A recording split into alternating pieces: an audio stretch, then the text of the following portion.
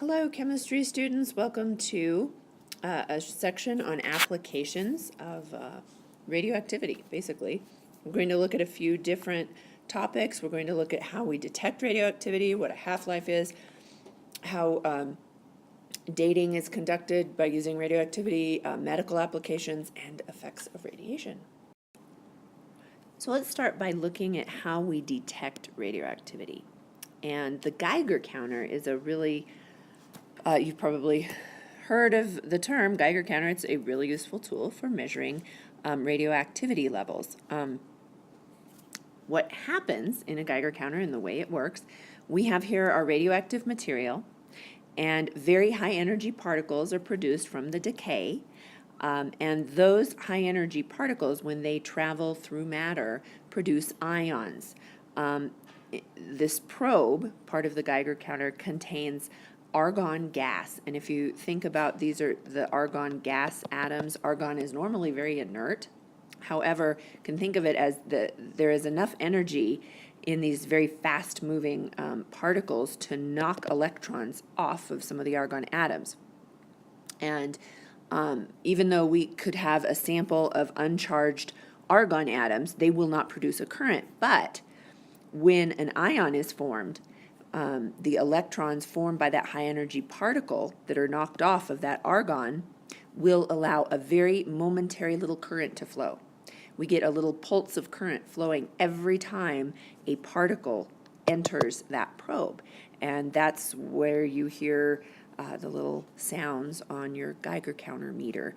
It's recording those momentary pulses or current flows. A different detecting device would be called a scintillation counter. It is a little bit different. It's used to detect radioactivity also, but instead of argon atoms, it's using sodium iodide. And sodium iodide actually gives off light when it is struck by a high energy particle. And so in a scintillation counter, a detector is sensing flashes of light, and that is how it's counting the decay events. So now let's look at this idea of half-life. And I know you've all heard this before and you probably already know this, but let's review. Half-life is simply the time required for the amount of radioactive material to decrease by 1/2. So half-life here, here's 2 half-lives, this is decreasing by half, this would be 3 half-lives, 4 half-lives, etc. A given type of radioactive nuclide always has the same half-life. So barium-133 always has a half-life of 10.66 years. We can have half-lives of minutes. They vary greatly. Days, years, hours. Uranium-238 has a half-life of 4.5 billion years. So that's a really long one. They range greatly. Here's some interesting examples, just different nuclides that happen to be the same element and how much they can vary as well. Radon, 222, 223, 224, from days to minutes to hours. We have radium, days. A stands for annual or yearly, 1600 years for that half-life. And in essence, what that means is if I have, let's take carbon-14 here. Carbon-14 has 5,730 year half-life. So if I have 100 million nuclei, they will show, in 5,730 years, they will show 50 million decay events. Half of that will be converted into the daughter isotopes. Here's just a diagram showing a decay chain. Oftentimes, particles do not just simply decay once. If we have a radioactive nucleus that decays, it will then oftentimes take multiple decay events before it reaches a stable isotope. So this is just showing a decay chain for radium-226. Let's try a little problem here that has to do with half-life. If radium-223 has a half-life of 12 days, How long will it take for a 1.00 mole sample of radium-223 to reach a point where it contains only 0.25 moles of radium-223? Pause the video, see if you can do this one yourself. It's not too difficult, and then I'll give you the answer. So, if one half-life is 12 days, we know that 1.00 moles is what we start with, will decay to 0.5 moles in that 12 days. In the next half-life, which would be another 12 days, that sample that we have remaining 0.5 moles is going to decay into 0.25 moles. So we know it's going to take a total of 24 days, 2 half-lives, for the sample to decay from 1.00 moles of radium-223 to 0.25 moles of radium-223. So there's your answer. Let's look a little bit at some applications of radioactivity. What do we use it for? Well, one really important application is dating. That would be how to date things. How old are things that we're finding, rocks or living things that used to be alive that are now dead. Before we start this, you all know the formula for the nuclide of carbon-14. It degrades by a beta emission, and the daughter isotope is nitrogen-14. That's what it degrades into. And when we talk about carbon-14 dating, if you'll remember, we looked at its half-life. Its half-life is 5,730 years. So it's useful for dating things that are in this range of age, right? If you get much up towards 30,000 years old, it doesn't do us much good. We can't really determine those ages very well. So carbon-14 is useful for dating things that used to be alive. Why is that? Well, where do we get carbon-14 in the first place? Carbon-14 is produced when radiation collides with the CO2 in the atmosphere, and it forms carbon-14 in those CO2 molecules. Those molecules are used, that carbon dioxide is used by plants. It is used by in their process of photosynthesis. Plants are then eaten by us, by other organisms. We eat the plants, we eat the organisms. We have a little bit of carbon-14. All living things have a little bit of carbon-14 in them. Not very much, but a little bit, and it's a certain level.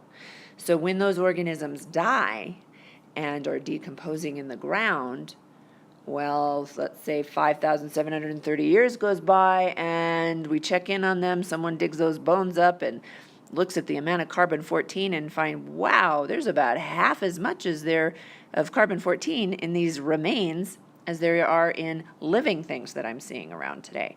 So that is how we can use the carbon-14 isotopes in order to date things that were once alive. So when we start looking at dating rocks, we look at something a little different. So look into that, come back and tell me what kinds of radioisotopes do we use to date rocks, why, and you can explain that to me for some advanced proficiencies. So in addition to radioactive dating, there are some interesting medical applications. And the word radiotracers, it's listed right there. Radiotracers are, the definition of that would be radioactive nuclides that can be introduced into organisms, either in food or drugs, and then subsequently traced by monitoring their radioactivity. And there are a wide range of different radioactive nuclides with different half-lives, and their applications obviously vary depending on their half-life and different organs that they are associated with. We have areas of the body that can be studied: the thyroid, red blood cells, metabolism, bones, heart, lungs, circulatory system. A lot of different parts of the body can be studied with these radiotracers. So one of them that right here This is simply showing two different scans of because of the radioactive tracers, the radiotracers that were introduced to the patients. It's able to show two different types of thyroid. Here's one patient with a normal thyroid and one who has an enlarged thyroid. And how this works is that the patient drinks a solution that has a very small amount of sodium iodide, but the iodine in the sodium iodide is iodine 131 right here, and so it is it has a radioactive nucleus there, and that thyroid, when they drink that, the thyroid can be monitored with a scanner based on the decay of that iodine 131. It has a half-life of 8.1 days. Another example, thallium 201. That's another example of a nuclide that can be used to look at heart muscles in a person who suffered a heart attack, because the thallium tends to concentrate in healthy muscle tissues. So it can be scanned and that can be observed that way. Technetium 99 is taken up by normal heart tissue as well, and so it can be used to assess heart damage in a similar way. So anyway, how do half-lives of radiotracers compare to the half-life of carbon-14? That's a question for you to ponder and answer. So now let's look at effects of radiation. What are different factors impacting biological effects of radiation? Because it's always interesting to know, how is this affecting me? Is this good? Is this bad?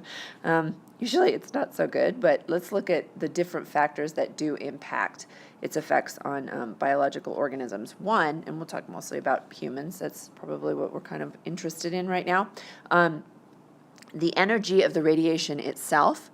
Obviously, the higher the energy content of the radiation, the more damage it can cause. Another factor that would affect it, or that would contribute to the effects, would be the penetrating ability of the radiation. The particles and the rays that are produced in radioactive processes vary a lot in their ability to penetrate different human tissue or different materials. An alpha particle, remember, is pretty big. It's got, protons, it's got some mass to it, and it actually cannot penetrate human tissue. A beta particle can, and so can a gamma ray. And when we start looking at aluminum, let's say a thin sheet of aluminum, a beta particle can penetrate human tissue, but it will not be able to penetrate that sheet of aluminum. And obviously an alpha particle can't either.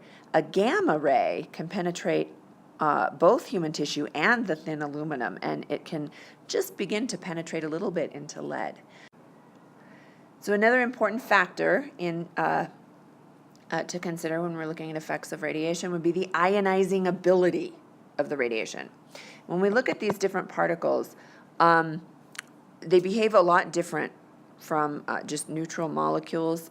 Radiation that removes electrons in living tissues causes serious damage. It disturbs their functions. So if it's a particle that is able to, it has a high ionizing ability, it will damage a lot, cause a lot of damage. So when we were looking at gamma rays, we saw gamma rays obviously penetrate very deeply, but they do not have a high ionizing ability. So although they may penetrate through human tissue, they only cause occasional ionization. On the other hand, an alpha particle, it does not penetrate human tissue easily, but it is very effective at causing ionization and producing very serious damage to cells. So if you were to ingest an alpha particle, that would be really, really bad. It would cause a lot of damage because of its ionizing ability. And the fourth factor that we're going to look at is chemical properties of the radiation source itself. When a radioactive nuclide is ingested, its capacity to cause damage depends on how long it would remain in the body. There are like krypton 85, strontium 90 are beta particle producers, and because the krypton is chemically inert, it passes quickly through the body and it doesn't have very much time to do damage. Strontium, on the other hand, the strontium-90, is chemically similar to calcium, and so it can end up collecting in bones. So if it's ingested, it can end up causing leukemia or bone cancer. So those are the some of the four big factors that would impact how much radiation would affect biological organisms. So, because of the differences in the behavior of different particles and rays that radioactive decay produces, a unit has been invented called a REM, R-E-M, and you can see that right here, REM, that incorporates these factors and indicates the danger of radiation, the danger that is proposed, the level of danger that is proposed. Here's just a chart looking at short-term exposure to radiation. If we have these low levels, 5 to 10 rem, might see some changes in blood chemistry, but nothing noticeable.